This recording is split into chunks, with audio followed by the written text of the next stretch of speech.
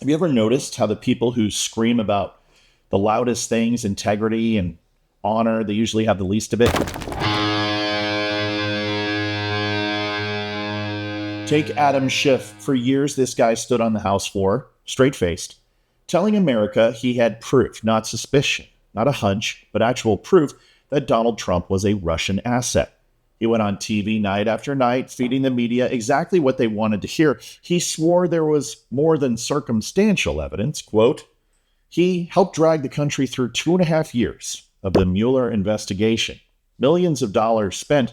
And when the report finally came out, no collusion, zero, nothing, nada, zilch.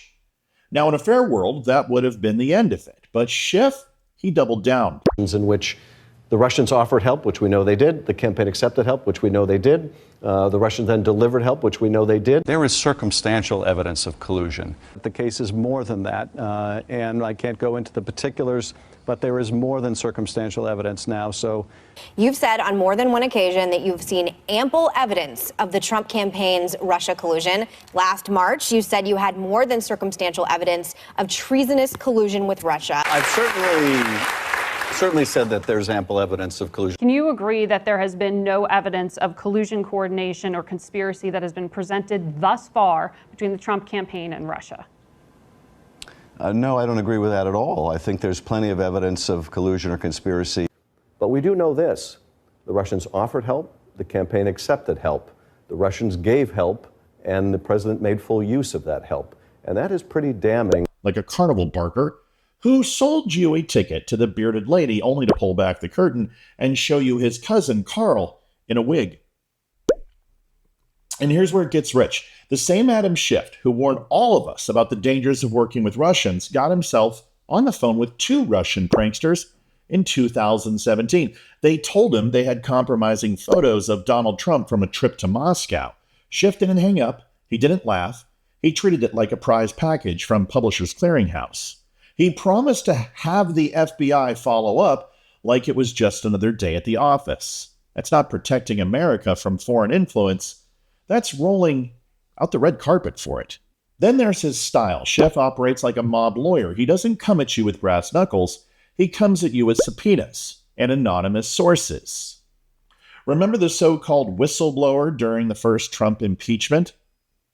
That was CIA analyst Eric Ciaramella, a man with documented ties to Joe Biden, John Brennan, Susan Rice, and Adam Schiff swore up and down he didn't know who it was until he learned his office had been in contact with Ciaramella before the complaint was even filed.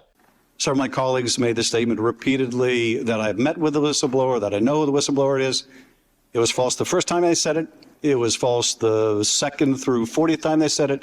It will be false the last time they say it. That's not a hit job. That's premeditated.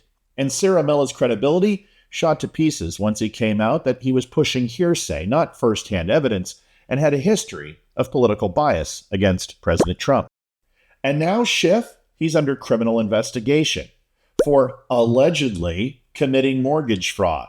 He told banks that he was in Maryland, that his house was his primary residence there, but then claiming a tax break for a condo in California as his primary at the same time.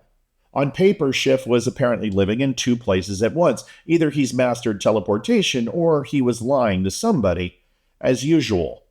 Oh, and as of this week, there's a whistleblower accusing Schiff of leaking classified intelligence during the Russian probe to damage Trump and bragging about the career boost he would get if Hillary Clinton won. Think about that. The man who made protecting democracy his personal brand allegedly spilling classified secrets for political gain. If true, that's not just hypocrisy. That's exactly what he accused Trump of, abusing power and compromising national security for his own benefit. So here we are. The moral crusader might be the villain. The self-appointed defender of the republic might have been selling it out of the back door the whole time. And if that's not the most Washington thing you've ever heard, I don't know what is. Because in politics, it's never about the crime they're telling you about. It's about the one they're hoping you won't notice. And Schiff, he isn't alone. He's just the loudest in a long line of public servants who've burned their own credibility to the ground. Hillary Clinton and her secret server, Barack Obama and his weaponization of the IRS, Jake Tapper, the network mouthpiece who pretended to be a reporter, John Brennan, the CIA chief who spied on Congress and lied about it, Loretta Lynch meeting Bill Clinton on a tarmac while investigating his wife. Oh, it's so funny that you're here. Eric Holder bragging about being Obama's wingman instead of the nation's attorney general. That's not a party. That's a crime syndicate. And Schiff just might be the new poster boy. Oh, and let's not forget Michael Avenatti, the guy they thought they would go ahead and run as president against Donald Trump. Yeah, he's in jail. See you guys at 7 o'clock. Olivia might be on. She might not. Either way, we'll see you at 7.